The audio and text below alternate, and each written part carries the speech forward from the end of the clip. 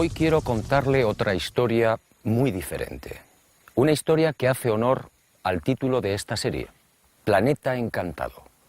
Una historia que discurre en dos escenarios tan distintos como distantes. Pero empecemos por el principio. Sígame. Lo que quiero mostrarle no le dejará indiferente.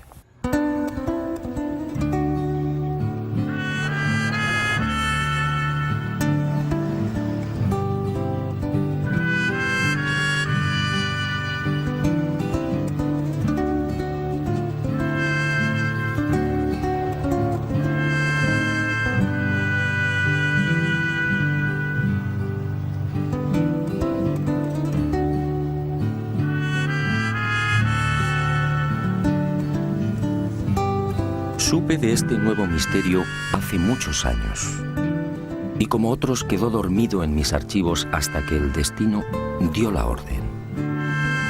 Hoy por fin ha llegado el momento.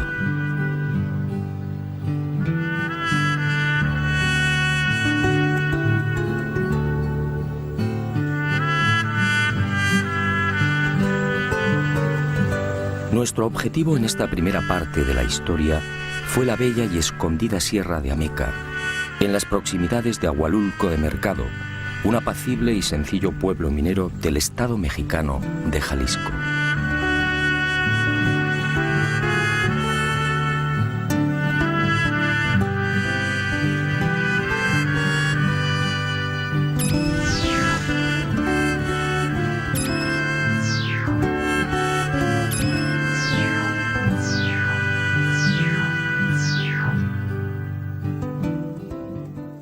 Desde allí, desde Ahualulco, lo abrupto del terreno y el atormentado perfil de los caminos nos obligó a ascender en caballerías. En total, 4 horas de fatigosa marcha por valles y cañadas hasta alcanzar una altitud de 2100 metros.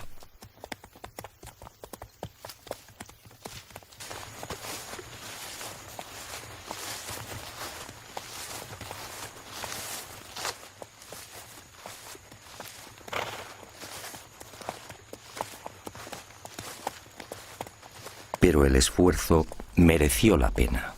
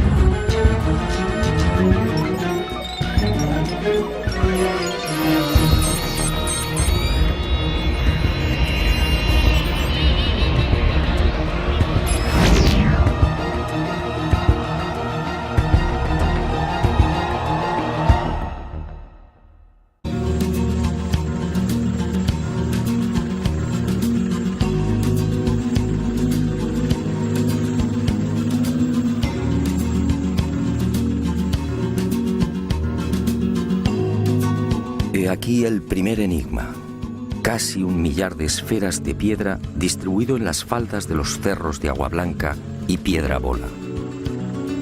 1000 esferas de arenisca y basalto finamente pulidas y con diámetros que oscilan entre 1 y 5 metros. Esferas de hasta 20 toneladas que nadie sabe cómo han llegado hasta aquí.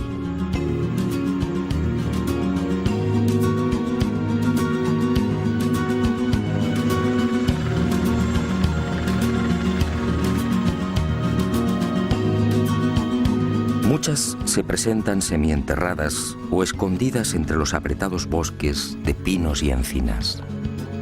Bosques solitarios a 9 kilómetros de Ahualulco, en los que gobiernan el puma, la serpiente de cascabel y el silencio.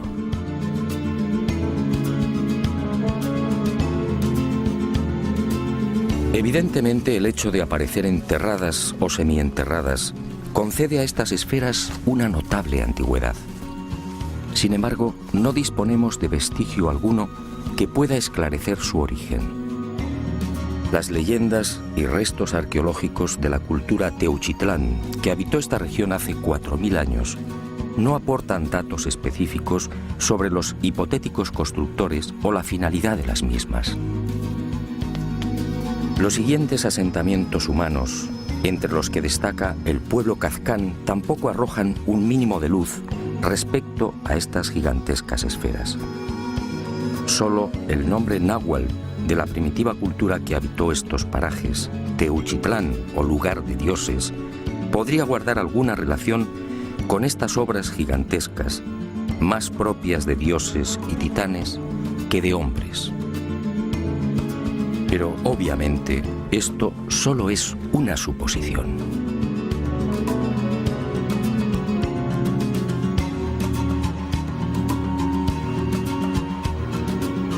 Durante la conquista, ninguno de los españoles hace mención de estas asombrosas y desconcertantes bolas, como las llaman los nativos. En 1524, el poblado de Ahualulco fue conquistado por Cortés de San Buenaventura. Pero las esferas no aparecen en las crónicas. Y aunque resulte extraño, tampoco Cristóbal de Oñate se refiere a ellas cuando en 1547 descubre las ricas minas de hierro, oro y plata de esta región. ¿Cómo llegaron estas inmensas moles hasta lo alto de las laderas a 1400 y 2000 metros de altitud?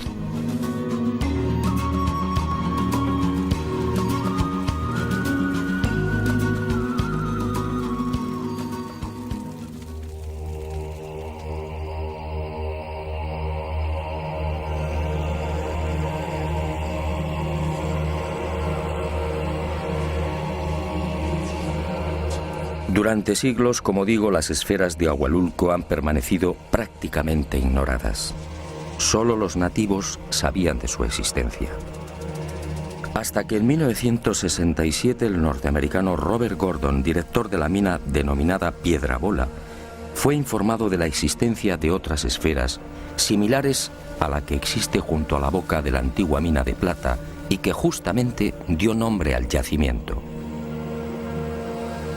Gordon, intrigado, acudió al paraje señalado por los nativos y efectivamente, a cosa de 2 kilómetros de la mina, descubrió otras 5 gigantescas y perfectas esferas de piedra.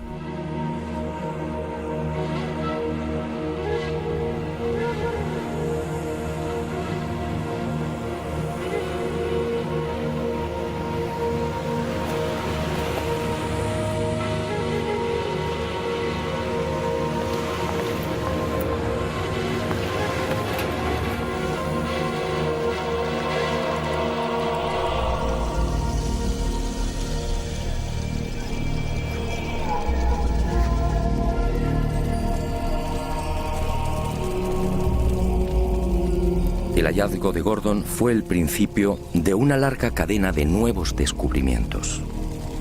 El norteamericano envió unas fotografías de las esferas al arqueólogo Matthew Stirling y en diciembre de ese mismo año de 1967 se iniciaron las primeras excavaciones oficiales. Stirling llegó a desenterrar otras 17 grandes esferas, una de ellas de 3.35 metros de diámetro, el resto de 1.80 metros. Y al igual que sucediera con Gordon, Stirling quedó desconcertado. La mayor parte de las bolas presentaba un pulido minucioso e impecable, con un peso aproximado de 10 toneladas por unidad. Aquello no parecía casual. ¿Por qué el mismo diámetro? ¿Cómo se explica la perfecta esfericidad? Y lo más intrigante, ¿cómo transportaron la esfera de 3 metros y casi 20 toneladas de peso hasta la cumbre de la montaña?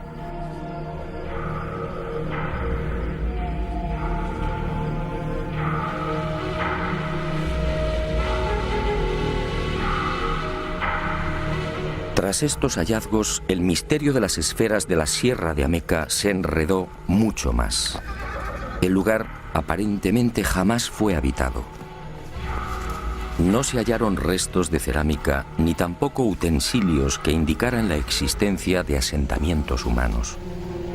Por otra parte, la depurada técnica que hubiera demandado la elaboración de estas esferas y el no menos complejo transporte de las mismas hasta lo alto de cimas y laderas hizo sospechar a estos primeros científicos que se encontraban frente a un capricho de la naturaleza.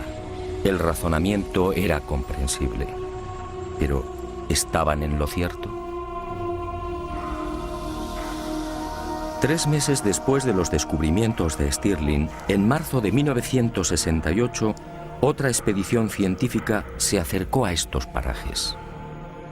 La integraban miembros del Instituto Smithsoniano, de la National Geographic y de la Inspección Geológica norteamericana. Y al frente como director el geólogo Robert Smith, también estadounidense. Tras examinar las bolas, la conclusión de Smith dejó perplejos a propios y extraños.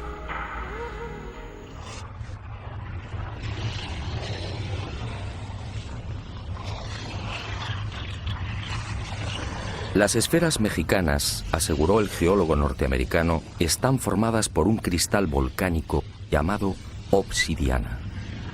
Surgieron hace 40 millones de años como consecuencia de una gigantesca avalancha volcánica. La Sierra de Ameca fue materialmente enterrada en ceniza y allí, en el fondo de esos depósitos, aparecieron las esferas. Según Smith, a temperaturas que oscilaron entre 540 y 760 grados Celsius, esas cenizas se fundieron, cristalizando por enfriamiento y progresando en frentes esféricos.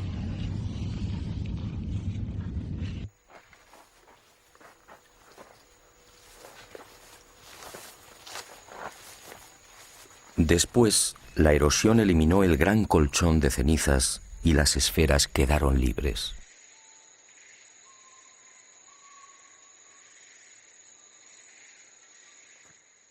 Y digo que el veredicto del geólogo norteamericano dejó perplejos a propios y extraños porque sencillamente no resolvía la totalidad del misterio. Para empezar, de las casi 1000 esferas que pueden contemplarse en la Sierra de Ameca, la casi totalidad está formada por arenisca, un material que nada tiene que ver con los volcanes. Solo un pequeño porcentaje está integrado por basalto. En cuanto a la obsidiana, ni rastro. ¿Qué ocurrió con estas moles? ¿También se formaron en el interior de la ceniza y en sucesivos frentes esféricos? Para la mayoría de los expertos en petrología, esta posibilidad es altamente dudosa. En cuanto al hecho incuestionable de la similitud en los diámetros de muchas de estas bolas, 1.80 metros, el señor Smith naturalmente guardó silencio. Ningún científico serio admite hoy que esta casualidad sea obra de la naturaleza. ¿O no fue una casualidad? A esta versión supuestamente científica se sumó después otra explicación aportada por algunos vulcanólogos.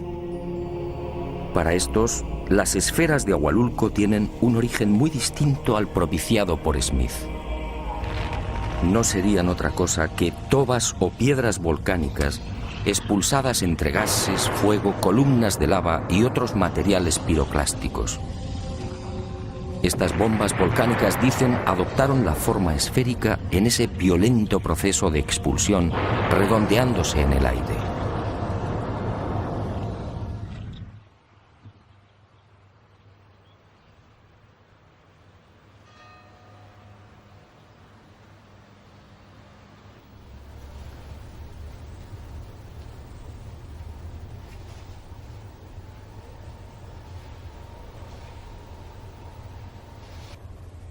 Estas bombas volcánicas no son exactamente esféricas, y es lógico y natural.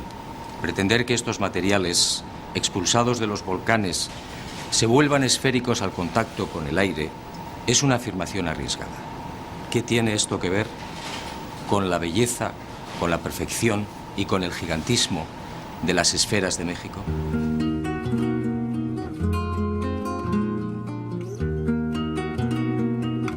Las tobas volcánicas, además, son rocas ligeras, de consistencia porosa y formadas por la acumulación de cenizas y otros elementos volcánicos muy pequeños. ¿Qué tiene esto que ver con las masas pétreas de 10 y 20 toneladas de la Sierra de Ameca? Incluso aceptando la remota posibilidad de que estas bombas volcánicas se vuelvan esféricas al contacto con el aire, ¿en qué cabeza cabe que puedan conservar la esfericidad al chocar con un manto de lava o de ceniza? Definitivamente las explicaciones de geólogos y vulcanólogos no son consistentes. Algo falla. El supuesto origen natural de las bolas aparece drásticamente enfrentado con la naturaleza de las mismas, con las dimensiones y, sobre todo, con la milimétrica perfección del pulido. Pero hay más. Si echamos un vistazo a la nación mexicana, observaremos que se trata de un país eminentemente volcánico. En estos momentos, según el Catálogo Mundial de Volcanes Activos, México reúne un total de 14, con la calificación de peligrosos. Pues bien, si las esferas de Agualulco fueran el resultado de los fenómenos eruptivos ya mencionados, ¿por qué aparecen únicamente en este lugar del estado de Jalisco? Solo en el llamado eje volcánico mexicano, con una longitud aproximada de 1000 kilómetros, se contabilizan miles de volcanes apagados. Lo lógico es que este tipo de bolas se encontrara repartido en numerosos puntos de dicho eje. Pero no es así. Esta increíble acumulación de casi 1000 esferas solo se da en la referida Sierra de Ameca. Algunos vulcanólogos pretenden justificar la existencia de las esferas por las erupciones acaecidas en la Edad Media y señalan a 3 volcanes como responsables directos: el Ceboruco en el estado de Nayarit, el Volcán de Fuego y su vecino el Nevado, ambos en las proximidades de la ciudad de Colima. El Ceboruco, en efecto, entró en erupción en 1542 y 1567. En cuanto a los de Colima, del Nevado se sabe que entró en actividad en 1560. Pero los ardientes flujos no fueron más allá de los 10 kilómetros. Si tenemos en cuenta que Agualulco y la Sierra de Ameca se encuentran a 100 kilómetros del Ceboruco y a 140 de Colima, la pretensión de los vulcanólogos no se sostiene.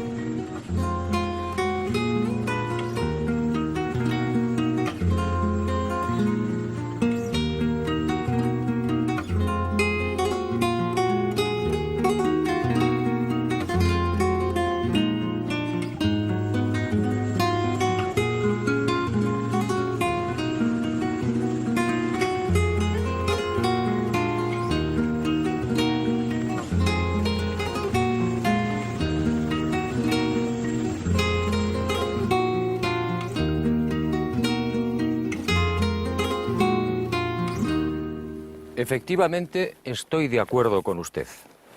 Después de recorrer la Sierra de Ameca y contemplar estas esferas, cuesta trabajo imaginar que semejantes moles son un capricho de la naturaleza. La periodista mexicana Virginia Sendel escribe, y con razón, son demasiado perfectas, demasiado bellas. Los científicos, una vez más, han intentado descafeinar la realidad, pero la historia no ha terminado. Sígame. Estoy seguro que lo que queda por ver le sorprenderá de nuevo.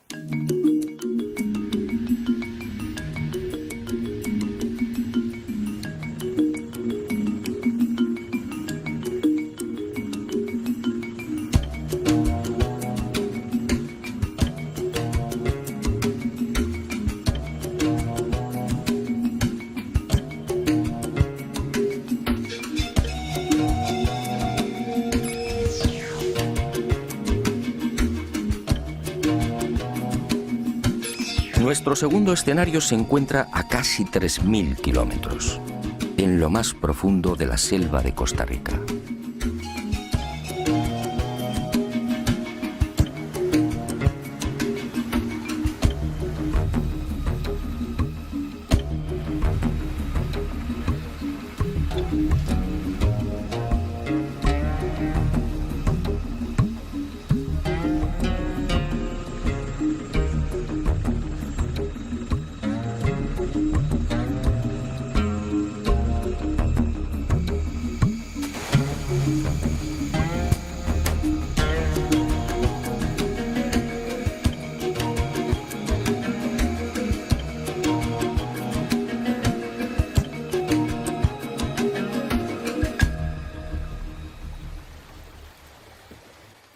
Parece mágico, pero aquí en plena jungla, al sur de Costa Rica, nos aguarda una segunda parte del oscuro enigma de las esferas de piedra.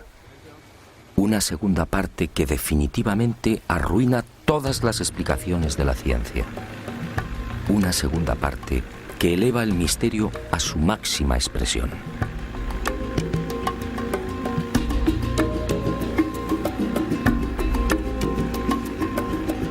Nuestro primer objetivo exige cruzar buena parte del delta del Diquis y la enmarañada y peligrosa jungla por la que discurre el río Sierpe.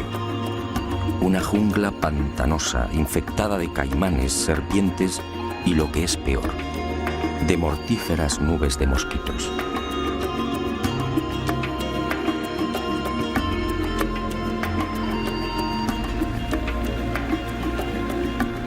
Afortunadamente, la jornada transcurre sin incidentes de gravedad y con los últimos rayos del sol alcanzamos al fin el gran secreto de Palmar Sur.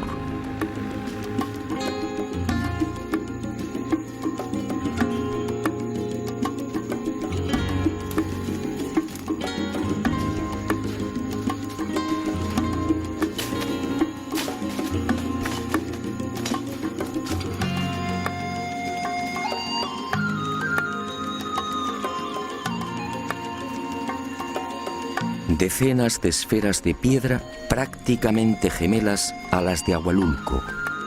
Esferas igualmente perfectas, al aire libre o semienterradas en cientos de kilómetros cuadrados. Esferas de un pulido exquisito, casi imposible.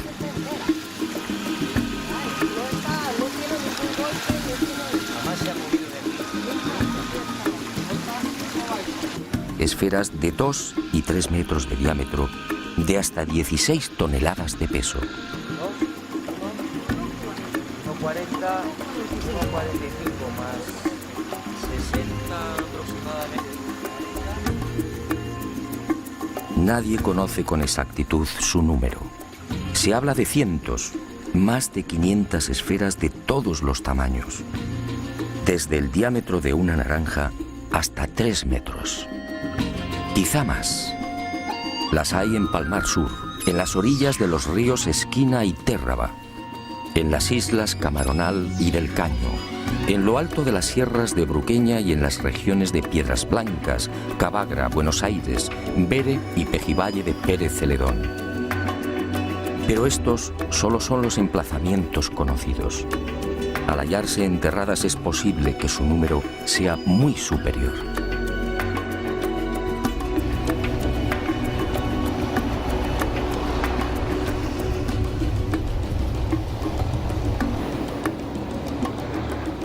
Como en el caso de México, los nativos conocían su existencia desde mucho antes de la llegada de los conquistadores españoles.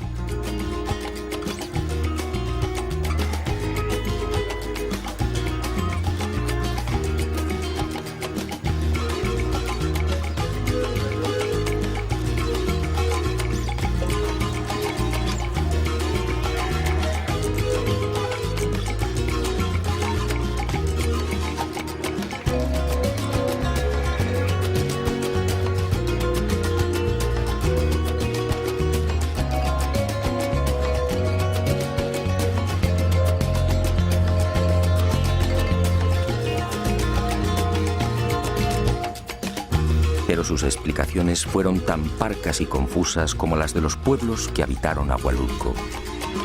Todos se limitaron a señalar al cielo, asegurando que las esferas eran obra de los dioses.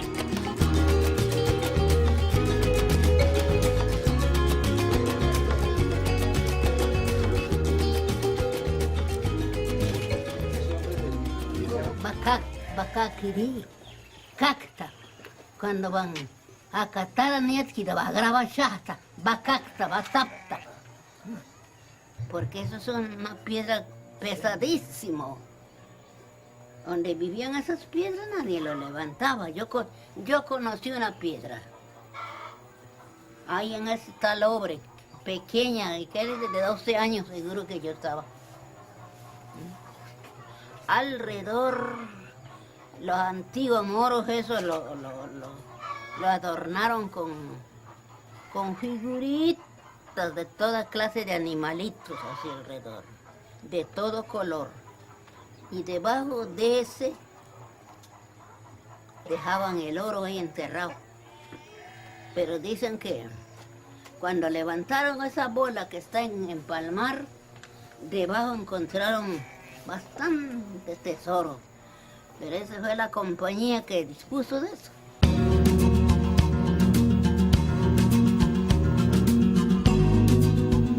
Fue a partir de 1930 cuando los arqueólogos tomaron contacto por primera vez con este fascinante enigma. En esa fecha, George Chittenden, empleado de la multinacional United Fruit, viajaba por Costa Rica comprando tierras para la plantación de bananos. Y fue en una de esas incursiones por la selva cuando Chittenden descubrió una serie de extraños montículos. Y sobre ellos, las formidables esferas de piedra. A su regreso a San José, informó a la doctora Doris Stone. 10 años después, a lo largo de 1940 y 1941, Stone se trasladó al Delta, procediendo al primer estudio científico y sistemático de las increíbles bolas. Las examinó, levantó mapas y tuvo el acierto de situar la ubicación original de 5 grupos con un total de 44 esferas. Y descubrió también otros ejemplares en las proximidades del pueblo de Ubita y en las orillas del río Esquina. En 1943 publicaría un primer trabajo que, lógicamente, llamó la atención de otros investigadores. Entre estos destacaron Mason y Samuel Lothrop, de la Universidad de Harvard. Ambos se adentraron también en las selvas y ríos de Costa Rica con el loable afán de desentrañar el singular misterio. Pero tropezaron con un grave obstáculo. Lamentablemente, la compañía frutera norteamericana ignoró el indudable interés arqueológico de las esferas. Y con una absoluta falta de escrúpulos, anteponiendo el dólar a la cultura, removió tierras y cauces, destruyendo muchos de los ejemplares o cambiándolos de ubicación. Para colmo de males, otras esferas fueron igualmente removidas de sus emplazamientos originales y trasladadas a cientos de kilómetros. Y hoy adornan casas y jardines particulares, así como parques públicos, bancos y edificios oficiales.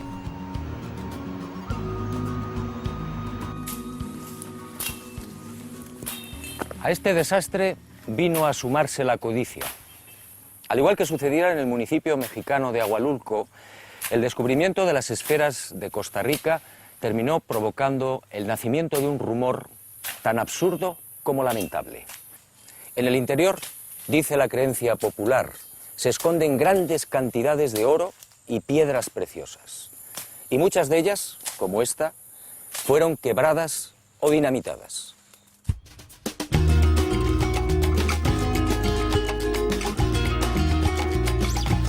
Pero arqueólogos e investigadores siguieron trabajando. En este caso, a diferencia de lo ocurrido en México, los costarricenses fueron mucho más sensatos y prudentes que sus colegas los norteamericanos. A nadie se le ocurrió esgrimir el absurdo argumento de los volcanes. Las esferas de Costa Rica son obra humana. De eso no cabe la menor duda. En cuanto a las preguntas clave, ¿quién, cómo y para qué las hicieron? La mayoría de los expertos no tiene respuestas, al menos satisfactorias. Sencillamente, es un misterio de momento.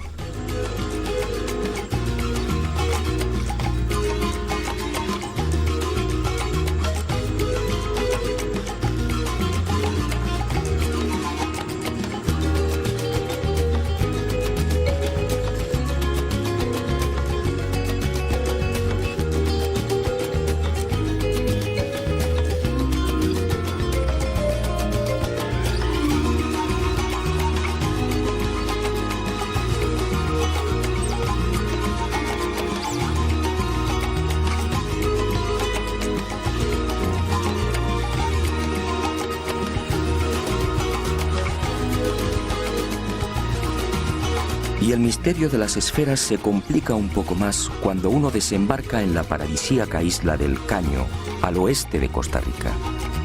Una reserva biológica situada a 16 kilómetros del continente.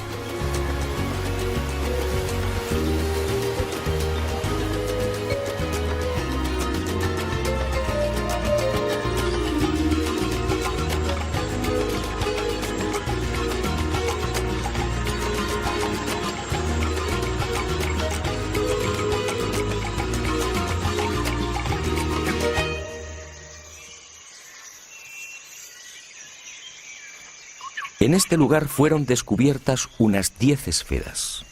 Hoy solo quedan 2. Y surge una pregunta obligada. ¿Cómo las trasladaron? En esta isla, por supuesto, no hay canteras. Las bolas necesariamente tuvieron que llegar desde tierra firme. Y el enigma, como digo, se complica.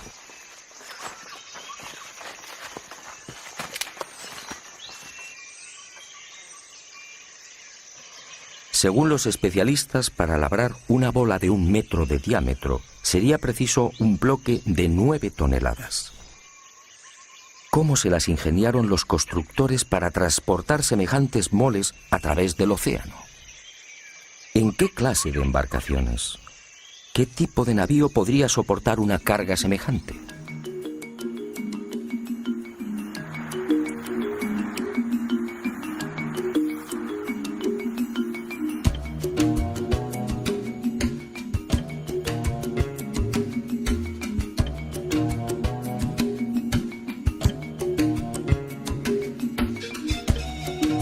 Y otro tanto sucede con la mayoría de los lugares de tierra firme donde aparecen las esferas.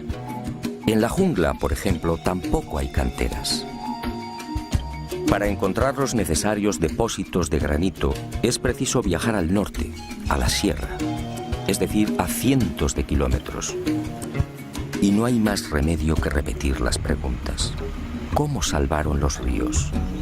¿Cómo se las ingeniaron para atravesar valles, pantanos y colinas?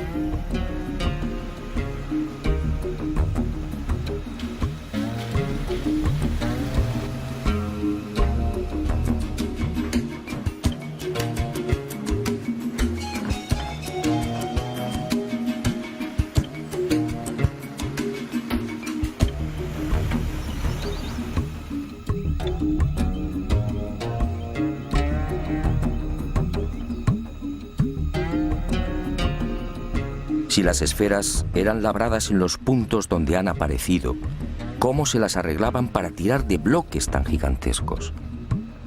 En el caso de las más grandes, de 2,5 metros de diámetro, los bloques de granito de las que debían ser extraídas podían superar las 24 toneladas. Naturalmente, el asombroso pulido y la perfecta esfericidad de estas bolas son un capítulo aparte. En este lugar, a más de 100 kilómetros de las canteras, pudimos hallar otros 5 ejemplares. Lamentablemente también habían sido removidos de su emplazamiento original. Pero el pueblo al menos ha sabido conservarlos. Al llevar a cabo las correspondientes mediciones, quedamos perplejos. Las 5 presentaban la misma circunferencia. 3,6 metros con una variación en los radios de apenas 1 milímetro. Esta increíble precisión hace pensar a los expertos que los desconocidos constructores tuvieron que utilizar algún tipo de instrumental.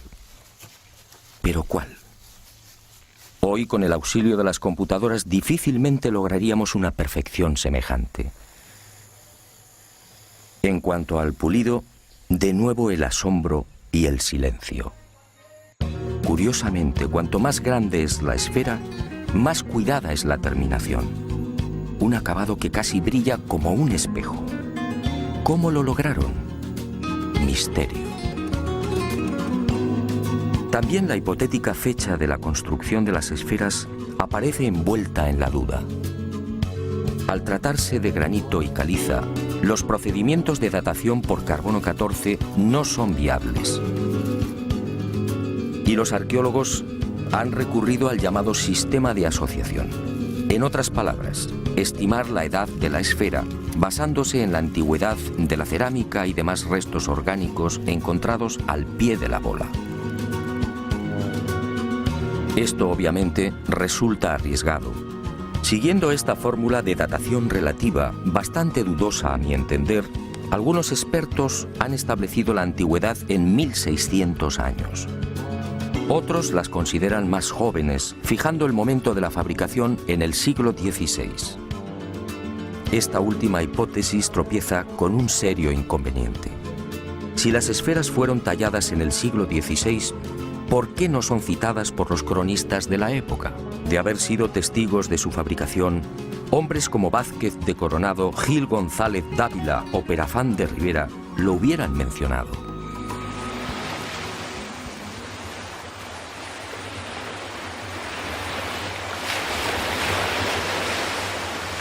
Para algunos investigadores más osados que la arqueología tradicional, estas esferas podrían tener entre 2000 y 3000 años como mínimo. Y fundamentan su razonamiento en el interesante proceso de hundimiento de las mismas. Muchas de ellas, de 2 y 3 metros de diámetro, se encuentran prácticamente enterradas o semienterradas.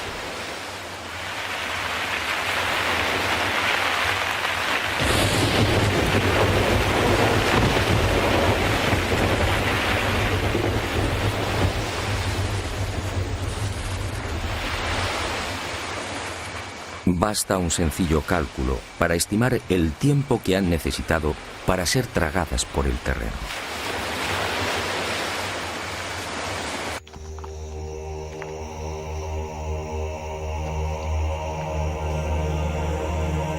Sea como fuere, lo que parece cierto es que estas magníficas y colosales esferas fueron construidas mucho antes de la llegada de Colón. ¿Pero para qué? ¿Cuál pudo ser su finalidad? Sobre este importante capítulo, la disparidad de criterios es todavía mayor.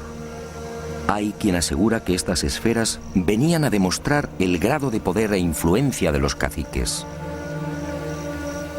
Si esto fuera así, cuanto más grande y más perfecta, más notable sería el dominio del rey de turno.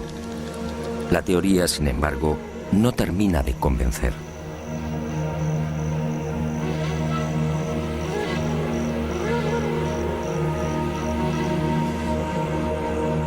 Otros las asocian a enterramientos, quizá como un elemento de culto. Y aunque se sabe de algunas muy pequeñas que han sido halladas en tumbas junto a objetos de cerámica y joyas de oro, la hipótesis no resulta muy sólida. De las 500 bolas que han sido localizadas hasta el momento, ninguna aparece sobre una necrópolis.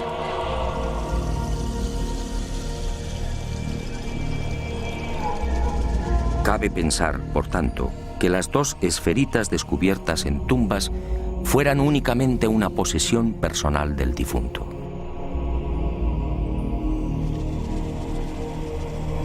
Para el profesor Lothrop, el hecho de aparecer en grupos podría insinuar una serie de conocimientos astronómicos por parte de los constructores. La doctora Stone, como se recordará, descubrió un grupo con un total de 44 bolas. También en las proximidades de Piedras Blancas se hallaron otras 15 esferas perfectamente alineadas. ¿Se trata de mapas celestes? ¿Indican la posición de las estrellas? Hasta hoy, que yo sepa, nadie ha profundizado en esta sugerente posibilidad.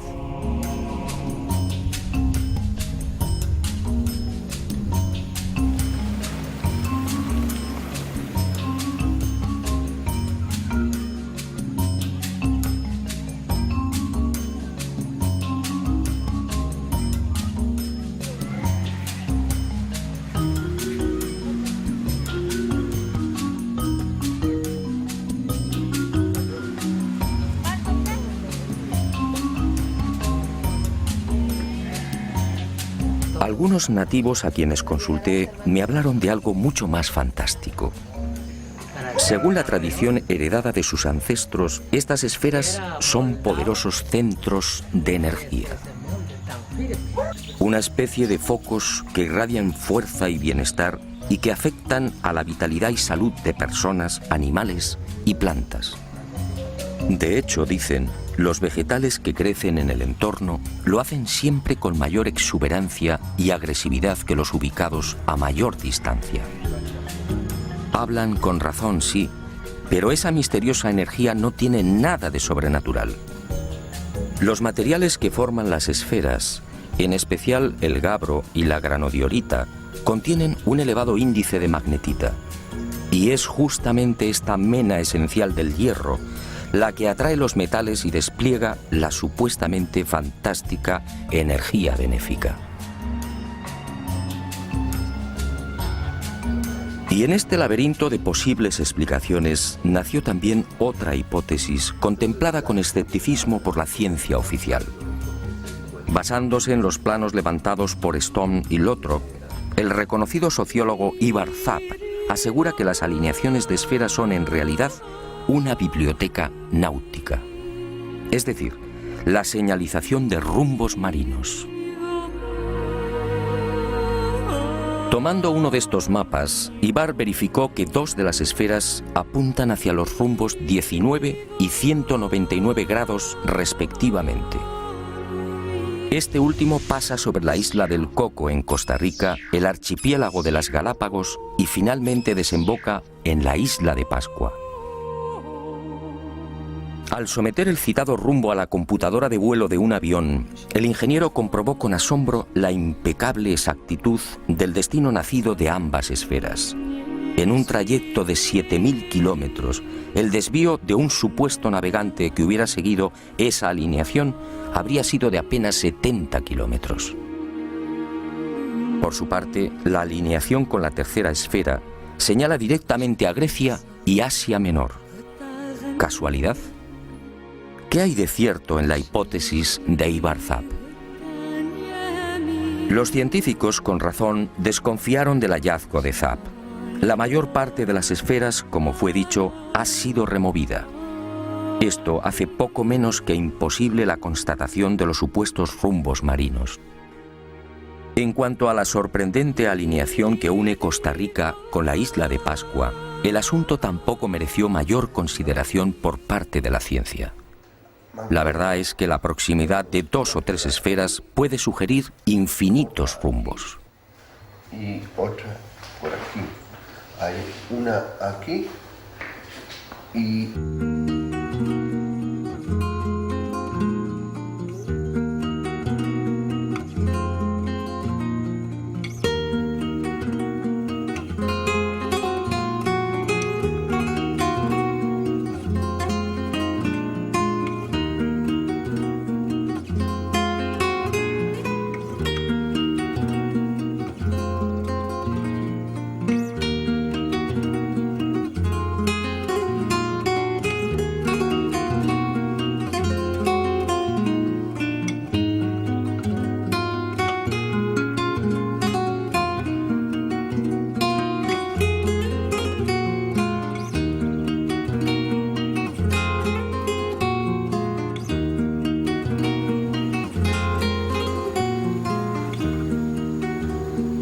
Pero Ivar Zapp sí parece tener razón en algo.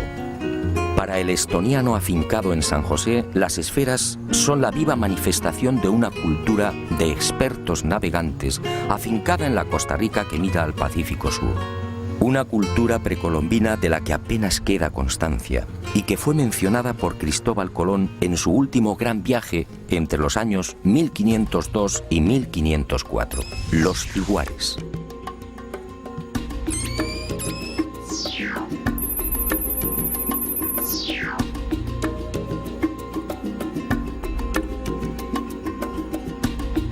En una carta dirigida a los reyes católicos, Colón manifiesta que los tiguares eran gentes ricas, con navíos, espadas y corazas. Y habla incluso de algo asombroso, siempre rechazado por los historiadores. Según los indios, en esas tierras del oeste, a 9 jornadas desde el Atlántico, existían ya caballos. Caballos utilizados para el transporte y la guerra. ¿Caballos? ¿Cómo es posible en 1502? Según la historia oficial, los caballos fueron introducidos en América por los conquistadores españoles.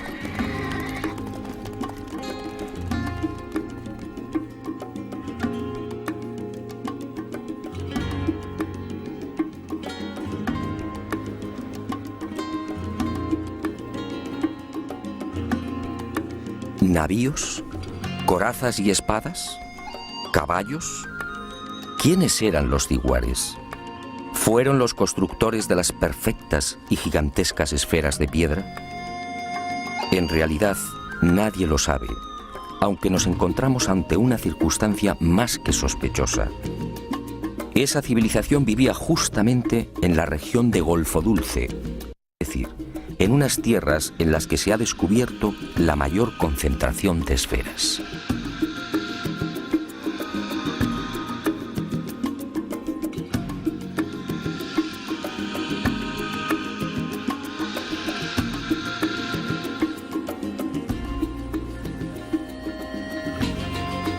En este sentido, la arqueología oficial de Costa Rica parece estar de acuerdo. Las esferas tuvieron que ser creadas por una cultura con un alto grado de evolución mental y material. Un pueblo con una especial sensibilidad y un notable sentido de la abstracción. Si observamos la naturaleza, comprobaremos que las esferas perfectas no existen. Y si es así, ¿cómo pudieron imaginarlas? ¿De dónde llegó esa sabiduría? ¿Por qué los nativos repiten una y otra vez que son creación de los dioses que bajaron del cielo? ¿Fueron los ciguares instruidos por esos familiares dioses? Como puede ver, el misterio de las esferas de México y Costa Rica sigue en pie. Y me alegro. Después de 30 años de investigación, he aprendido que los enigmas no deben ser desvelados. Solo así podemos seguir soñando. Y ahora sígame. Vayamos al encuentro de otro maravilloso sueño.